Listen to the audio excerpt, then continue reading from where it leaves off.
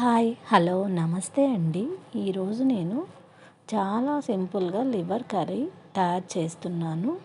ముందుగా ఒక medium size ఆనియన్ని సన్నగా కట్ చేసి ఉంచుకున్నాను. 2 మీడియం సైజ్ టమాటాలు లేదంటే ఒక బిగ్ సైజ్ టమాటాను కూడా సన్నగా కట్ చేసి పెట్టుకోవాలి. ఒక పెద్ద పచ్చిమిర్చిని ఒక 8 ముక్కలుగా కట్ చేసి ఉంచుకున్నాను.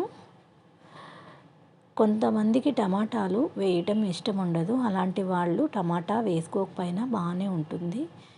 నాకు ప్రతి కర్రీలో ఏదో ఒక వెజిటబుల్ యాడ్ చేయటం ఇష్టం కాబట్టి నేను వేస్తున్నాను. టమాటా ఇష్టం లేని వాళ్ళు దాన్ని స్కిప్ చేయొచ్చు. ఎంతో తేలిగ్గా సింపుల్గా తయారైపోయే ఈ లివర్ కర్రీ చాలామంది లివర్ అంటే ఇష్టం ఉన్న వాళ్ళు ఉంటారండి. వాళ్ళు ఒక్కసారి ఈ విధంగా ప్రయత్నించండి.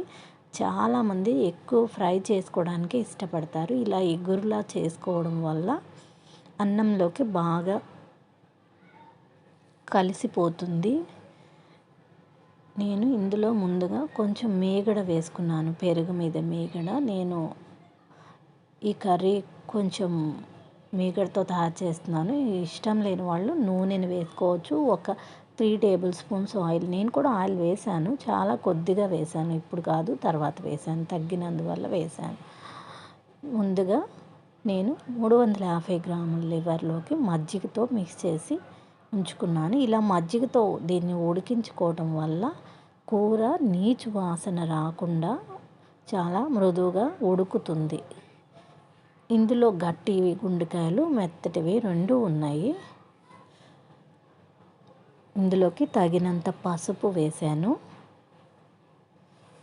అది రాతి గుండెకాయలు అంటారు కదండి, అది మామూలు కలిసి ఉన్నాయి. దీంట్లోకి తగినంత ఉప్పు కూడా వేసాను.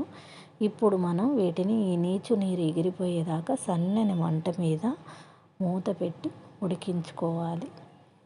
మా ఈ రెసిపీ నచ్చినట్లయితే ఒక్కసారి లైక్ చేయండి, షేర్ చేయండి, సబ్స్క్రైబ్ చేసుకోండి ఫ్రెండ్స్. మమ్మల్ని ఎంకరేజ్ చేసిన వాళ్ళు అవుతారు.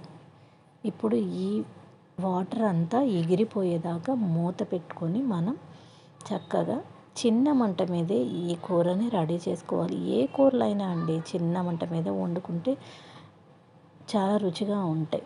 చూడండి, ఆ వాటర్ అంతా ఎగిరిపోయి ఆయిల్ బయటకు వచ్చింది. నేను మీగడ వేసాను కదా, ఇప్పుడు నేను కొంచెం ఆయిల్ కూడా వేసాను. ఇందులోకి మనం ముందుగా తరిగి ఉంచుకున్న టమాటాలు, పచ్చిమిర్చి, ఉల్లిపాయలు కూడా వేసేస్తున్నాను. దీంట్లోకి ఎక్కువ మసాలాలు కూడా ఏం అవసరం లేదండి. చాలా కొద్దిగా మసాలాలు, కానీ కూర మటుకు చాలా సూపర్గా వచ్చిందండి. ఒక్కసారి ప్రయత్నం చేసి ఎలా ఉందో కామెంట్ చేయండి. ఇందులోకి కొంచెం అల్లం వెల్లుల్లి పేస్ట్ వేసాను. ఒక 1/2 స్పూన్ ఉంటుంది అల్లం వెల్లుల్లి పేస్టు. ఎక్కువ అవసరం లేదండి. ఇందులోకి పచ్చి కొబ్బరి, జీడిపప్పు పేస్ట్ 1 స్పూన్ వేసాను. అది గ్రేవీ కోసం వేసాను. ఇప్పుడు వీటన్నిటిని మనం బాగా మిక్స్ చేసేసుకొని ఈ మసాలా అంతా ముక్కలకి పట్టే విధంగా ఇప్పుడు నేను పోయాను చాలా చిన్న మంట మీద ఉంచి ఇవన్నీ వేస్తున్నానండి. ఇప్పుడే తగినంత కారం కూడా వేసుకోవాలి. ఆల్రెడీ సాల్ట్, పసుపు ముందు వేసాం కాబట్టి తగ్గితే ఉప్పు చూసుకొని ఈ టైంలో వేసుకోవచ్చు.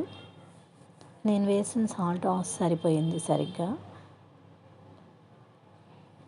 దీన్నంతా బాగా ఇలా తిప్పుకోవాలి. అడుగు మాడకుండా చాలా చిన్న మంట మీద ఉంచుకోవాలండి. చక్కగా ఇలా మిక్స్ చేసుకుంటా దీన్ని బాగా సిమ్లో పెట్టి మనం మళ్ళీ ఈ టైంలో కొంచెం లిటిల్ బిట్ వాటర్ వేసుకోవాలి. ఎక్కువ అవసరం ఉండదండి, వాటర్ తక్కువగానే వేసుకోవాలి. మూత పెట్టి సన్నని మంట మీద మగ్గించుకుంటే అంతేనండి, ఎంతో రుచిగా ఉండే లివర్ కర్రీ రెడీ అయిపోయింది. చూస్తుంటేనే కూర టెంప్టింగ్గా ఉంది. అంత బాగా కుదిరిందండి కూర. చాలా రుచిగా వచ్చింది. ఒక్కసారి తప్పకుండా ప్రయత్నం చేసి ఎలా ఉందో కామెంట్ చేయండి. చక్కగా అన్నంలోకైనా రోటీల్లోకైనా చక్కగా గ్రేవీగా గుజ్జుగా ఉందండి. ఒకసారి ప్రయత్నం చేయండి.